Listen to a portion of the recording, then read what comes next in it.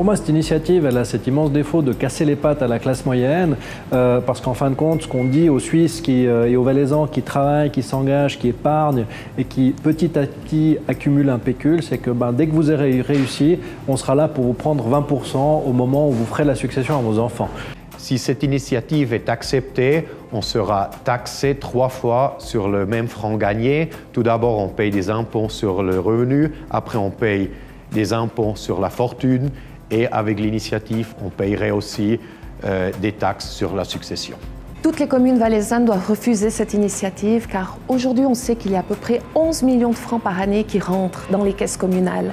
Avec la mise en place de cette initiative, l'argent disparaîtrait tout simplement. Donc il est évident que les communes doivent beaucoup investir pour toute la mise en place des infrastructures.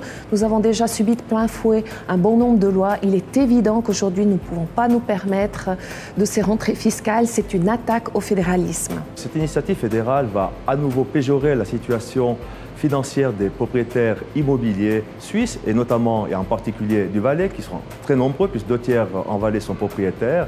Jusqu'à aujourd'hui, c'est la valeur fiscale des immeubles qui était prise en considération pour le calcul de l'impôt sur les successions et donations. Avec cette initiative, on passe à la valeur vénale. Et en Valais, si on additionne son logement principal avec sa résidence secondaire, un patrimoine liquide comme le 2e pilier, on arrive très vite à cette franchise de 2 millions et on sera ensuite imposé à hauteur de 20%. La succession, c'est un des piliers pour la reprise d'entreprise.